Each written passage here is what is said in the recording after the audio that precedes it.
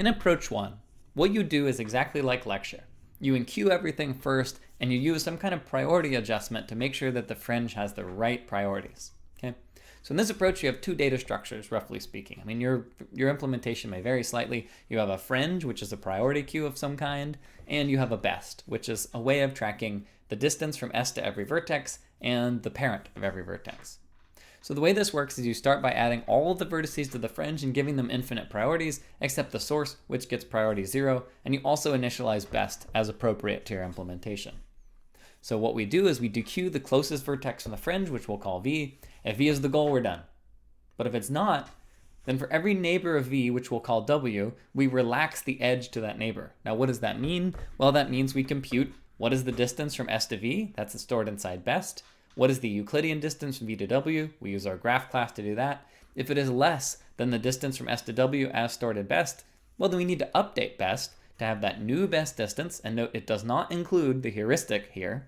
And if it's present, that is, if W is present, we'll update W's priority in the fringe to be DSV plus EDVW plus HW. Okay, what is that? That's the distance from S to V plus the edge from V to W plus our guess as to how far away W is from the goal.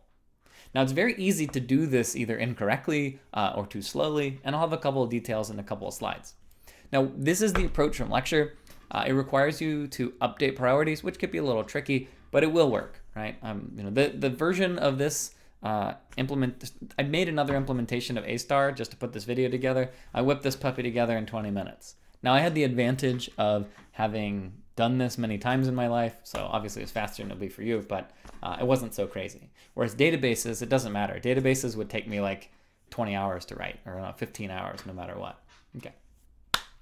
So let's talk about priority updating. To update the priority, you cannot just change an instance variable somewhere and expect the item to be appropriately updated in the priority. So if you have a Java priority queue and you put a node inside of it or a long or anything, and then you change the priority of that thing without doing some syncing or swimming, it's not going to work. So there's a couple of ways that you can make this work correctly, which is use a priority queue with some kind of special change priority operation, like in the bonus part of Lab 10.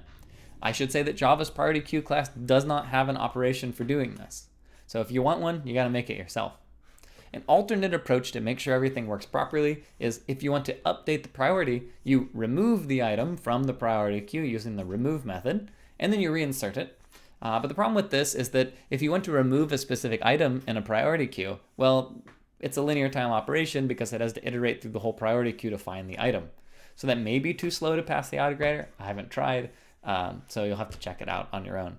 But if you're having trouble with correctness, try this first, submit it to the autograder. It's too slow, then you can speed things up by using this faster priority queue. Now, why can't you just change the priority? Just as a thought experiment, imagine a priority queue where the root is very small in priority, and then you just change its priority to like 20 million or whatever. No, I have 2,800,000 or something. So in that case, what will happen is if you say remove smallest, that's not actually the smallest anymore, right? You've changed it to some bigger number, but it's still in the root because you didn't sync. So in other words, if you change priorities without telling the priority queue that you've done so, it's not going to behave the way you'd like. Okay? So again, there's two ways out. Delete the item and reinsert it, or use a special priority queue. Now actually, you may decide that you're tired of dealing with priority updates, or maybe you just want to do the thing that more people are doing. In that case, you can move on to approach 2, which will be the next video. I mean, hopefully you can get yours working. But if you decide to just scrap it and start over, what you could do is, to avoid the annoyance of updating the priorities of all those objects, you can also just say, whatever, I'm just going to add them. And I'm going to have multiple copies of the same vertex in the fringe. And in this approach, you typically also just start with only the source in the fringe. And that approach will be the one from homework 3 and also the Peter Beal linked in the spec. Okay, so that'll be the next video in case you want to try it out. But you should be able to get this working. Just with this one really tricky point you got to be careful about.